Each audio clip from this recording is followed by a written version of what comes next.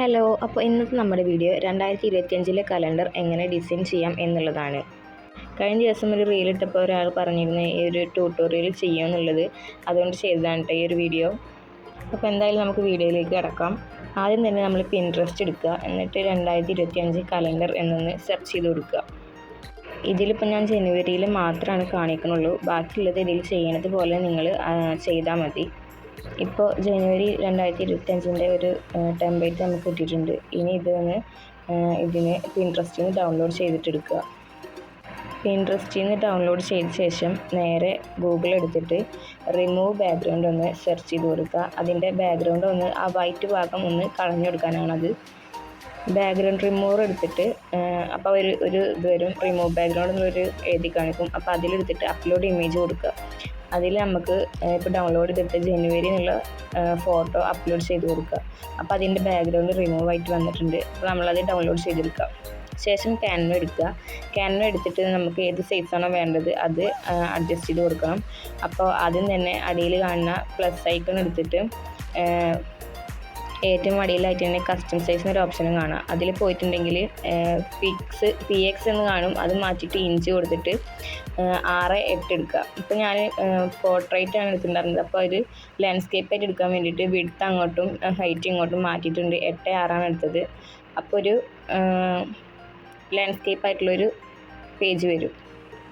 ഇനി ഇതിലേക്ക് നമുക്ക് വേണ്ട ബാക്ക്ഗ്രൗണ്ട് ആഡ് ചെയ്ത് കൊടുക്കുക. ഈ ബാക്ക്ഗ്രൗണ്ട് ഞാൻ പിൻട്രസ്റ്റിൽ നിന്ന് ഡൗൺലോഡ് ചെയ്തിട്ട് എടുത്തത് തന്നെയാണ് കേട്ടോ. ഇനി ബാക്ക്ഗ്രൗണ്ട് ഇമേജ് നമ്മൾ ആദ്യം ഡൗൺലോഡ് ചെയ്ത പേജിലേക്ക് ആഡാക്കി കൊടുക്കുക. അത് എന്നിട്ട് അതിൻ്റെ സൈസിനനുസരിച്ച് അഡ്ജസ്റ്റ് ചെയ്ത് കൊടുക്കണം. അതിനുശേഷം പിന്നെ നമ്മൾ ആദ്യം തന്നെ ഡൗൺലോഡ് ചെയ്തിട്ടുള്ള ബാക്ക്ഗ്രൗണ്ട് റിമൂവ് ആക്കിയ ജനുവരി 2025 കലണ്ടർ ഇതിലേക്ക് ആഡ് ചെയ്ത് കൊടുക്കുക. അപ്പോൾ ബാക്ക്ഗ്രൗണ്ട് ഇല്ലാതെ ഈ ഒരു ഫോട്ടോയിൽ ആ കലണ്ടർ ആഡ് ആയിട്ട് വരുന്ന ഒരു നമ്പേഴ്സ് മാത്രമായിട്ട് ആഡ് ആയിട്ട് വരും.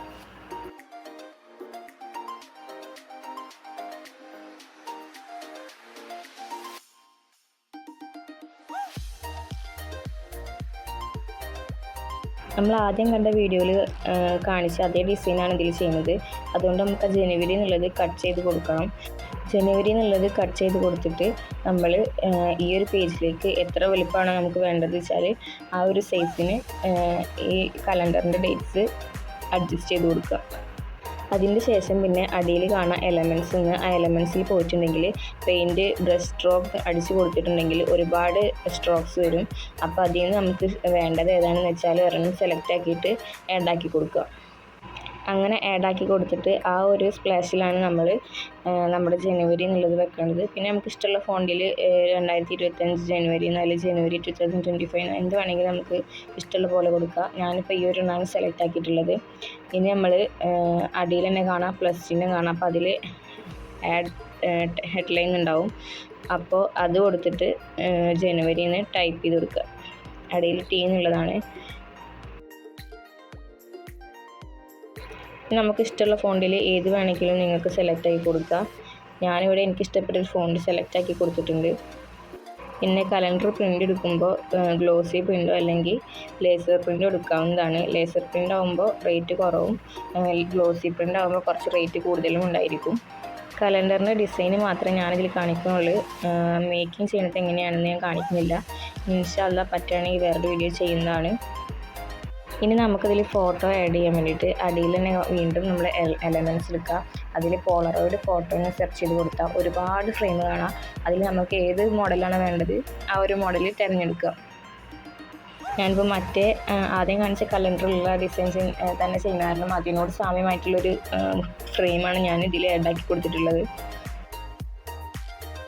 ഫ്രെയിം ആഡാക്കിയ ശേഷം നമ്മൾ അതിൻ്റെ സൈസ് ഒന്ന് ബാക്കിയുള്ള സ്ഥലം എങ്ങനെയാണ് വരുന്നത് അപ്പോൾ അതിനനുസരിച്ചിട്ടൊന്ന് അഡ്ജസ്റ്റ് ചെയ്ത് കൊടുക്കണം. എന്നിട്ട് ഇത് ഞാനിപ്പോൾ പിൻട്രസ്റ്റിൽ നിന്ന് ഡൗൺലോഡ് ചെയ്തെടുത്തിട്ടുള്ള ഒരു ഇമേജാണ്. ഇത് അതിൽ ആഡാക്കി കൊടുത്താൽ നമ്മുടെ കലണ്ടറിൻ്റെ ഡിസൈൻ റെഡിയാവും.